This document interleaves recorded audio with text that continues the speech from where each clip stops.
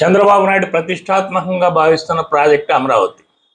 అమరావతి పూర్తయితే తను super six అమలు చేయకపోయినా ఇంకేమైనా లోపాలు ఉన్నా కూడా అన్నీ కొట్టుకుపోతాయి. తనని చరిత్రలో నిలబడిపోయేంత గొప్ప నగరం కట్టారని కీర్తిస్తారు. ఎన్నికల్లో దాన్ని చూపించి తను ముందుకెళ్ళొచ్చు అని చెప్పి ఆయన భావిస్తున్నారు. అదే కాకుండా అది ఆయన డ్రీము. సో ఆ అమరావతిని కట్టడానికి ఆయన తీవ్రమైన పట్టుదలతో కృషి చేస్తున్నారు. ఇప్పుడు రియల్ ఎస్టేట్ మార్కెట్ దారుణంగా ప్రపంచవ్యాప్తంగా కూడా డౌన్లో ఉంది. అయినప్పటికీ అమరావతి గతంలో ఉన్నంత హైప్ లేదు. అయినప్పటికీ అప్పులు తీసుకొస్తూ క్రమక్రమంగా దాన్ని కృషి చేయడానికి విపరీతంగా ప్రయత్నిస్తున్నారు ఆయన. అయితే కూటమి ప్రభుత్వం ఫస్ట్లో వచ్చినప్పుడు ఆంధ్రప్రదేశ్ రాష్ట్రానికి పెట్టుబడులు రావడం లేదేంటి అన్న విలేకరుల ప్రశ్నకు లోకేష్ కానీ చంద్రబాబు నాయుడు గారు చెప్పిన మాట ఒకటే, తిరిగి జగన్ వస్తే ఏంటి పరిస్థితి అని వాళ్ళు పెట్టుబడిదారులు అడుగుతున్నారు. అంటే ఇది కేవలం తప్పించుకోవడానికి వాళ్ళు చెప్తున్న మాటగా అనుకున్నారు. ఎందుకంటే తిరిగి అప్పుడు జగన్ వెంటనే ఎక్కడ వస్తున్నాడు, వీళ్ళు అదే అప్రత్యేకమైన మెజారిటీతో వీళ్ళు ఉన్నారు. జగన్కి 11 సీట్లే వచ్చాయి. కానీ ఒక సంవత్సరం గడిచిన తర్వాత పరిస్థితి మారింది. తిరిగి జగన్ రావచ్చు, వచ్చే అవకాశం ఉంది అనే ఆలోచన ప్రజల్లో కలుగుతుంది. ఎందుకంటే వీళ్ళు సూపర్ సిక్స్ అమలు చేయలేకపోవటం, 3 పార్టీల మధ్య అనేక లోకలోకలు, పార్టీ మీద పట్టు లేకుండా పోవటం, ఎమ్మెల్యేలంతా దోచుకుంటున్నారని వార్తలు రావటం, ఇవన్నీ కూడా ఎంత మూసిపెట్టినా కూడా ఆకుండా బయటికి రావటం, ప్రజల్లో తిరిగి జగన్మోహన్ రెడ్డి ఎందుకు రాకూడదు, గతంలో 23 సీట్లు ఉంటేనే తిరిగి చంద్రబాబు నాయుడు అధికారంలోకి వచ్చినప్పుడు ఇలా 11 సీట్లు వాడు తిరిగి అధికారంలో రావచ్చు కదా. ఇప్పటికే 90 మంది ఎమ్మెల్యేల మీద తీవ్రమైన అసంతృప్తి ఉంది, తీవ్రమైన వ్యతిరేకత ఉంది అని వాళ్ళ పార్టీకి సంబంధించిన రిపోర్ట్లే బయటపెడుతున్నాయి. అసలు ఈ 90 మంది ఎమ్మెల్యేల స్థానంలో అసంతృప్తి పోగొట్టడానికి ఇన్ఛార్జీలను పెడదామన్న ఆలోచన కూడా తెలుగుదేశం పార్టీ చేసింది. కానీ అలా ఇన్ఛార్జీలను పెడితే వాళ్ళిద్దరి మధ్య ఘర్షణ జరుగుతుంది, వద్దు అన్నారు. అయితే మహానాడు తర్వాత ఒక 15 స్థానాల్లో మాత్రం ఖచ్చితంగా ఇన్ఛార్జీలను పెట్టాలన్న నిర్ణయానికి పార్టీ వచ్చిందని చెప్పి చెప్తున్నారు. ఈ నేపథ్యంలో తిరిగి జగన్మోహన్ రెడ్డి వస్తే అమరావతి పరిస్థితి ఏంటి? ఈపాటికే అమరావతికి ఇంకా చాలదు, ఇంకో 10,000 ఎకరాలు కావాలంటున్నారు.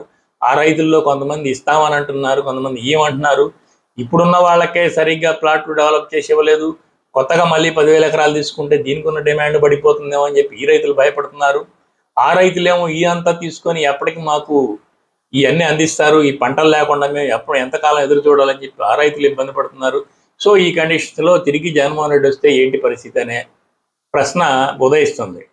మధ్యలో బొత్స సత్యనారాయణ అడిగారు అమరావతి మీద మీ స్టాండ్ ఏంటని. అంటే ఆయన అన్నాడు, మేము పార్టీలో మాట్లాడుకొని నిర్ణయం తీసుకుంటాం అన్నాడు. అంటే దాన్ని బట్టి 3 రాజధానుల విషయం పక్కకి వెళ్ళిపోయినట్లే, అందులో సందేహం లేదు. ఎందుకంటే ఆల్రెడీ అమరావతిని తీవ్రంగా వ్యతిరేకించి పెద్ద ఎత్తున వ్యతిరేకత మూటగట్టుకున్నాడు జగన్మోహన్ రెడ్డి. కనుక ఆ విషయం ఎట్టి పరిస్థితుల్లో అమరావతిని అంగీకరించక తప్పని పరిస్థితి జగన్మోహన్ రెడ్డికి వచ్చింది అనేది వాస్తవం. అందుకని బొత్స సత్యనారాయణ పార్టీలో మేము మాట్లాడుకొని నిర్ణయం తీసుకుంటాం అన్నాడు.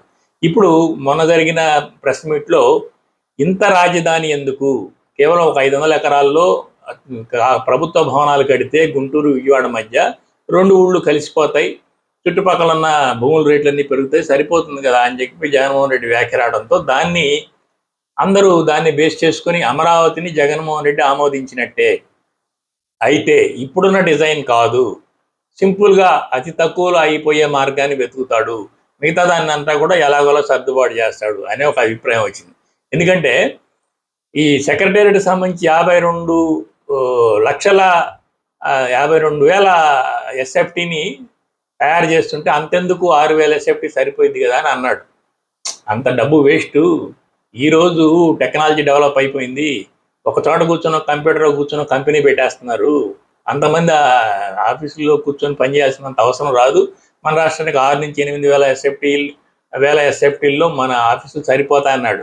సో అతని ఉద్దేశాలు ఎలా కనిపిస్తున్నాయి?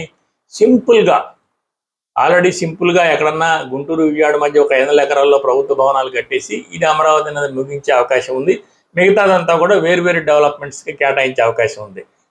ఈ అభిప్రాయం అనేది ఇప్పటి వరకు పరిశీలకులు అంచనా వేస్తున్నారు. కనుక అమరావతి ఉంటుంది జగన్మోహన్ రెడ్డి వచ్చినా, కానీ ఇలా ఉండదు.